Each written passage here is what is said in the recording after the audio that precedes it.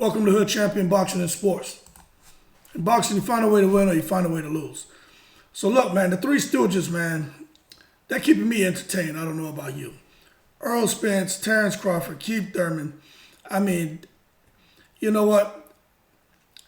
Every day when I get up, man, I get my boys to school.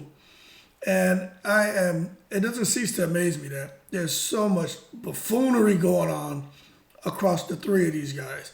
And Terrence Crawford really took things up a notch last night when he came out here and got in front of the camera and decided that he was going to put Earl Spence and Al Heyman on blast. Now, it was from Terrence Crawford's point of view. So the way, I tell you what, to get in front of the camera and start to talk and to put things out there into the world like that, right? That means there's going to be some blowback. But the things Terrence Crawford was saying, it seemed to make sense. And for you to come out in front of the world and talk about business dealings and things that happen behind closed doors that majority of the time the public isn't privy to, you tend to want to believe a person who will do that. So as a result, there are a lot of people who are saying that Terrence Crawford, when he was giving his side of the story last night as far as why the Spence fight didn't happen, because Terrence Crawford felt that he was being unfairly crucified or publicly lynched on social media by people saying he was ducking Earl Spence. So he comes and gives his side, and he paints a totally different picture, making it look like Earl Spence and Al Heyman were definitely in cahoots to take advantage of Crawford and not be fair. As a result, it can almost make it seem that they didn't really want the fight, because if they did really want the fight, they would have been more transparent and not just try to screw Bud. Now, I'm going to say this. Earl Spence and Terrence Crawford, I think they both want to fight. But I truly believe those decision makers behind the scenes caused all the problems.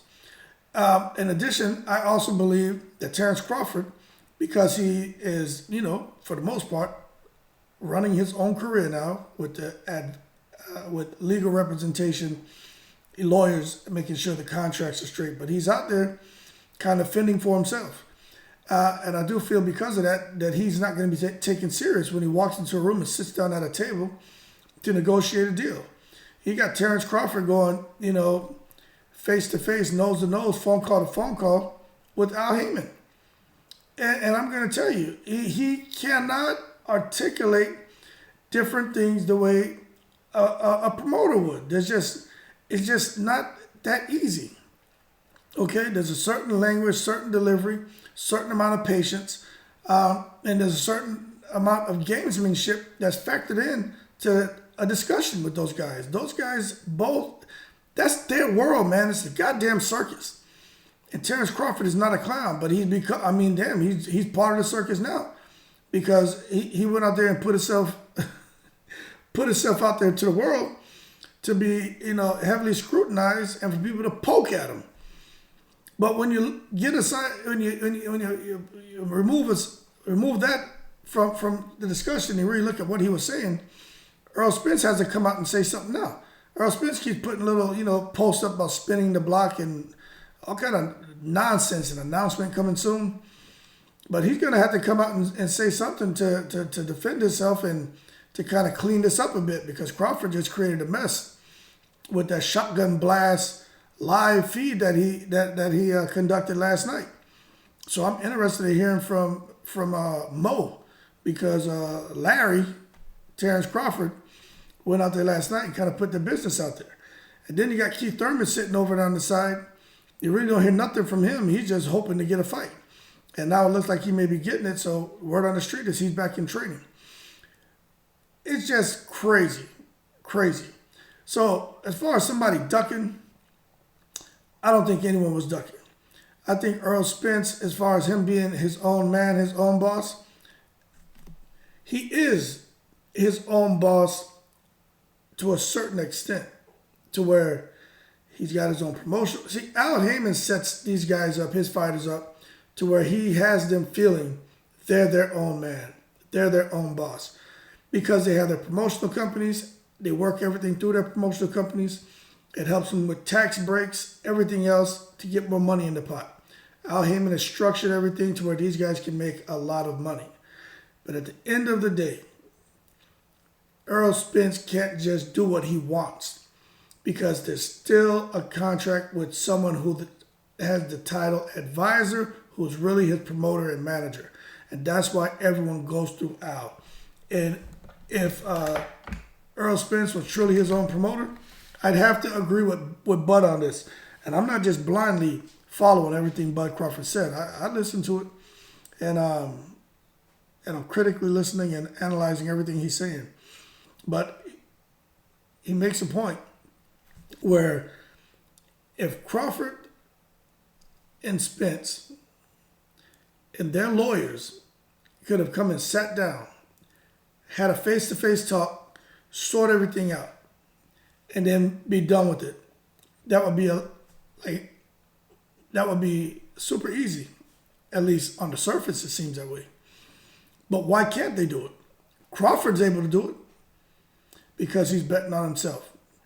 Earl Spence can't do that. He can only go so far. Okay, but there's certain things when you're in a room like that and you're having these kind of discussions, saying I agree to this, I agree to that. That's called an express contract. It doesn't have to be written. If you verbally agree to something and it can be proved that you said that, then you're obligated to uphold your end of the agreement, or you could end up facing a lawsuit. So express contracts are true. They are legit. They're very hard to prove unless there's proof. But that's called an express contract when you and I both verbally agree to something. And that is binding. And that's why Al Heyman and these other promoters who have fighters, they don't want their fighters going back and forth with another fighter, having discussions and agreeing to things without vectoring that through their promoter or manager or advisor, whatever hell hat they're wearing at that time. So now Earl Spence has got to come out here and figure out what's going on, because he's saying he's not going to fight Thurman. Now he has an announcement. Crawford's saying word is he's fighting Thurman. The whole damn boxing community is saying that. And Thurman's just sitting there quiet as a mouse, because I think Thurman has the trump card. Because at the end of the day, who do you think really wins? Out of all of this that's going on, the one guy who's been the quietest, which is Keith Thurman, he wins. You know why he wins? Because Keith Thurman's going to get a shot at the WBC title. Doesn't matter what's going on. Spence can't go forward and fight anybody for that without at least defending that WBC title unless he fights Thurman. And Thurman knows that. And Thurman knows at some point, which it looks like it's right now, he's going to get his shot. Thurman's not worried about it. Thurman knows Thurman can go and lose. Thurman can go get knocked out by somebody, and he'll still get an opportunity at the WBC title. Isn't that crazy how that works? I'm telling you, it's like a goddamn circus. Bud Crawford about to fight Evander Cien. Then he's out there, man, promoting this platform, BLK Prime, now finally. But he does it kind of jokingly because he didn't even know what the hell it was called. You know, he was just all over the place. And that shows you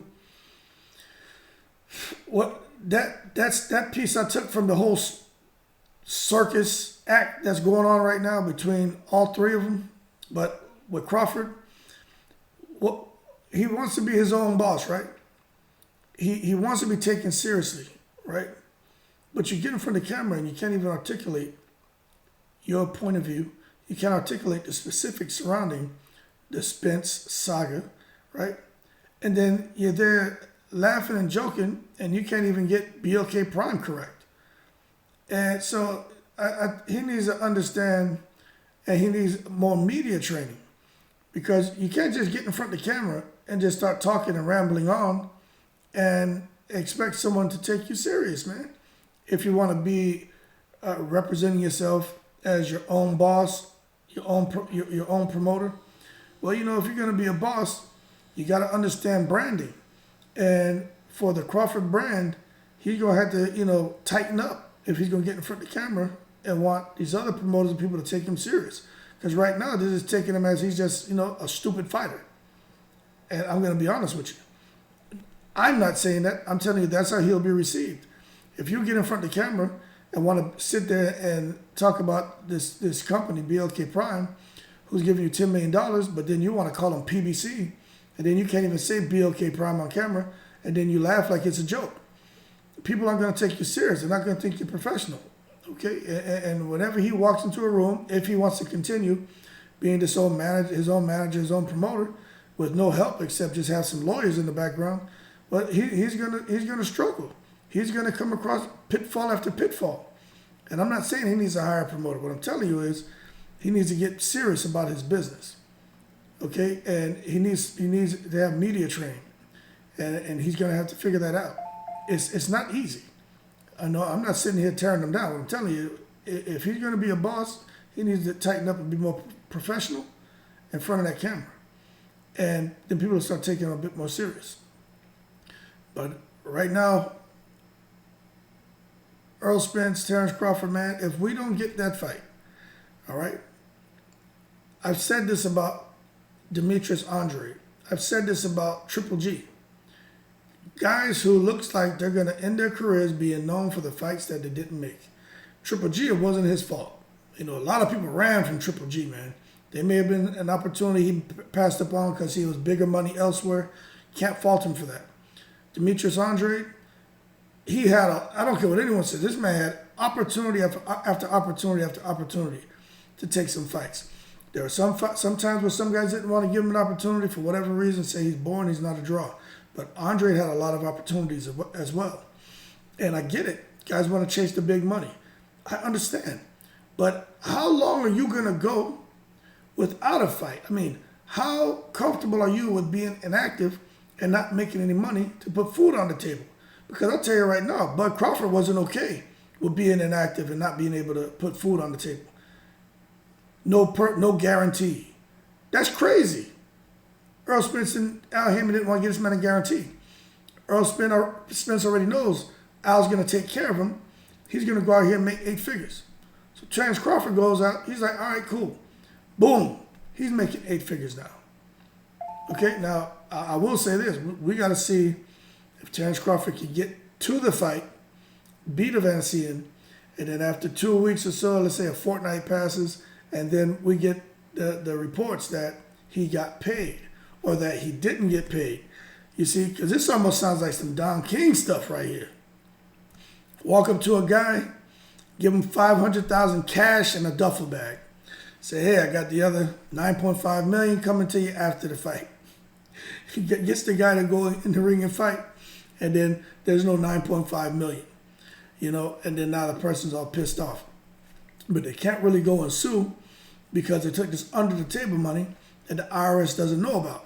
So if you go to sue and talking about $9.5 million, and then, you know, the facts and stuff start coming out, puts you in a bad spot. Now you got fines and everything else because you're trying to skirt the system. And see, and that's what these guys need to be careful about, man. I don't know what happened with Crawford. I'm not saying that's what happened. Somebody gave him money under the table. I'm not saying that. I know Don King has done shit like that. And I know Don King has gotten guys into fights after giving them a certain amount of money up front. And then after the fight, they get nothing. All right? So I'm not saying that's happening right now. It just seems a little suspect. It kind of reminds you of Triller. But the thing is, Triller had a couple big events. They made some big money on some of those events. So they were able to go out here and, you know, try to secure more fights and go out and promote them. You know, fell on their face bad with that Teofimo Lopez, Cambosos issue. Like, they just had a lot of problems and lost some money. We haven't heard much from Triller since then. So we'll see when the dust settles, how it settles, and who's going to end up fighting, what belts are going to be where. Because Earl Spence, for everyone thinking that Earl Spence is kind of bound to fighting Keith Thurman, let me tell you, I do believe Earl Spence would relinquish those belts, vacate those belts. I think he would. And I don't think he'll do it because he's afraid of anyone. I think he'll do it because he just seems like he doesn't have time for the BS. I think he would.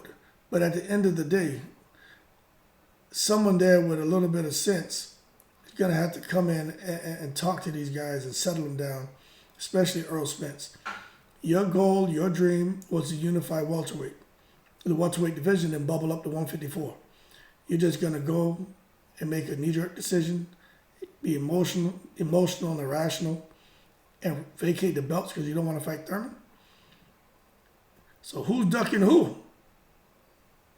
That could be the other side of the argument, right? People say Thurman ducked Spence. Spence says Thurman's easy work.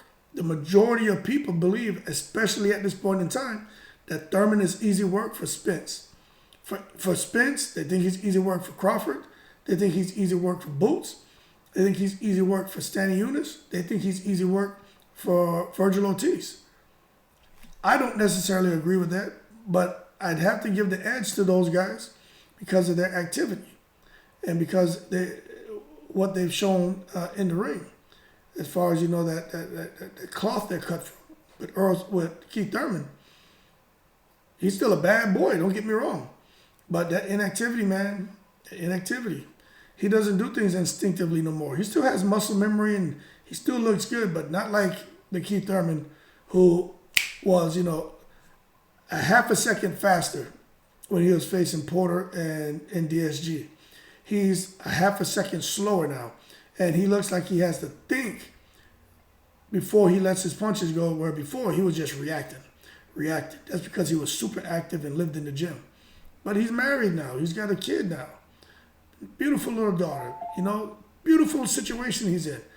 Most people wish they had that situation, a happy marriage, beautiful child, money, things are just going good. Why come back to the ring when you're sitting on about $25, $30 million?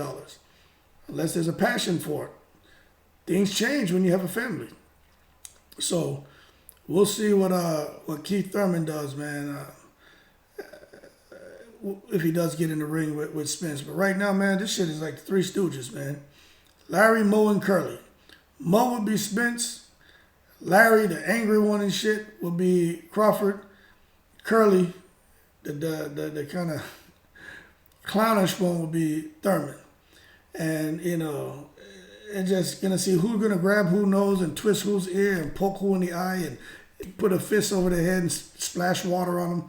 Like, this is what it is, man. This shit's becoming more and more entertaining as the days go by.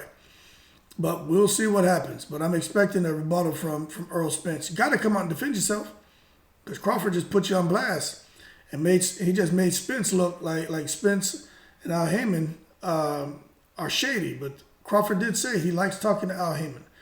And people say Al Heyman's smooth. He makes you feel a kind of way. But Crawford didn't want to say anything. You could tell he didn't want to say anything bad about Al Heyman. And maybe that's because of how Al Heyman treated him. Maybe that's because he has respect for him. Or maybe that's because he knows if things get thick and he can't make the fights he wants, he's going to need some promoter out there to maybe come in and help him. And he may not want to burn that bridge. But if I was Terrence Crawford, I'm going to be honest. I'll try to do it myself. If that doesn't work, go out here and just get the most money. Take a 2-fight deal with DAZN. Take a 2-fight deal with PBC. Take a 1-2-fight deal with Lou DiBella. Wherever you can make the most money, do it. Okay, that's what Cotto did. That's what Pacquiao started doing. That's what a lot of these fighters are doing. The elite guys, they said, forget this, man. They're going out there and making their money. So the highest bidder gets it. Because I'm going to tell you right now, for those of you who are saying, he should just be his own boss and don't get any help, there's a cost to be the boss. You understand? And it's an expensive price point. And when you look at those receipts and see what it costs to be your own boss, right? You may say, man, this shit's not worth it. And what I'm talking about, the costs, right? Those expenditures. I'm talking about the stress involved, right? I'm talking about the failed negotiations. I'm talking about not understanding really the language in those contracts. I'm talking about all the lawyer fee, paying these guys just to understand the contracts. Now, if you don't understand it and you have lawyers who you got to be able to trust them, then now you got to deal with the lawyer. They say lawyers rob fighters more than anyone else. And so if you come down and cut out the promoter and he's saying, I'm just dealing with these lawyers, you're trusting the lawyers? they'll nickel and dime you to death. So it comes a point to where you got to make a decision. But I think you definitely try it by yourself. You know, I retired 4 years ago, and I've been doing things on my own, and everything's working out pretty good. But next year, I am looking at going back and doing some things where I may be in a position where I may have somebody who will be the boss over me. But it's going to be a situation where it's going to be some easy money, good money, and I'm not looking for the stress or the prestige anymore. Crawford's situation is a little bit different. He's now falling into a situation where there's a lot of stress. There's going to be a lot of prestige with being your own man as well. But I think after he goes through that a while, and if it's not really lining up, he's going to have to restructure his approach to where he can have longevity in this boxing business, because my understanding is Crawford wants to box another 5 or 6 years and make as much money as possible. But he's going to have to figure it out. But I think right now he's doing okay. He's doing pretty good. But we got to get that Spence and Crawford match. Like that's the match that needs to happen. You know, this is history. If these two don't fight, man, at least from this era, we're going to be pissed. We'll be talking about this shit 30 years down the road. And when you look at the next generation coming up, they're not going to understand. You know, you got to get those elite fighters in there with each other. Roy Jones, there were certain people he didn't fight. There were certain fighters out there in the UK that he never got in the ring with. That was, for whatever reason, just disconnects, failed negotiations, you know, more missed than hit as far as, you know, the things they were agreeing on. And those fights didn't materialize. And to this day, if you watch some of those interviews out there where Roy Jones is sitting down at these round tables with ex-boxers, they talk about things. And I'm like, damn, I didn't know that. So there's some fights out there that would have been nice to happen, but they just never happened. This is an opportunity for these guys to come together and make it happen. But right now, it looks like at least we'll get Thurman and Spence. But who knows what happened with Crawford and Spence. I just, at this point, I'm being a realist about it. There's a chance that it just doesn't happen. Not that Spence isn't going to want to fight Crawford. Crawford's not going to want to fight Spence. Because someone's going to goddamn lose, okay? They keep going out here fighting other opponents, moving up in weight or whatever their plans are. Someone is going to lose. It's going to happen. They're both great fighters, but they're both vulnerable. Stars line up right for their opponent, and that opponent just happens to be the one who boxes the best on that night. Doesn't mean they're the best boxer in the ring. They just box the best on that night. They're going to get a win, and then we're all going to be sour because now the whole Thurman Crawford train and all that shit has been derailed. Up in smoke tour. Here's what it is, man. But hey, y'all be cool. Appreciate the support. These three Stooges can keep poking eyes, twisting nose, and twisting ears, and whatever, shooting pop guns at each other, whatever the hell crazy little antics the three Stooges used to do. They can keep doing that, you know, if they want. But at some point, it's gonna have to stop. They gotta get in the ring. They gotta mix it up, and I can't wait for that day to come. That being said, y'all keep cool. Shout out to the veterans, people from all 7 continents. I appreciate the support. If you enjoy the videos, like to donate to the channel, I really appreciate it. The Cash App is in the description. Y'all keep cool, and I'm in the breeze.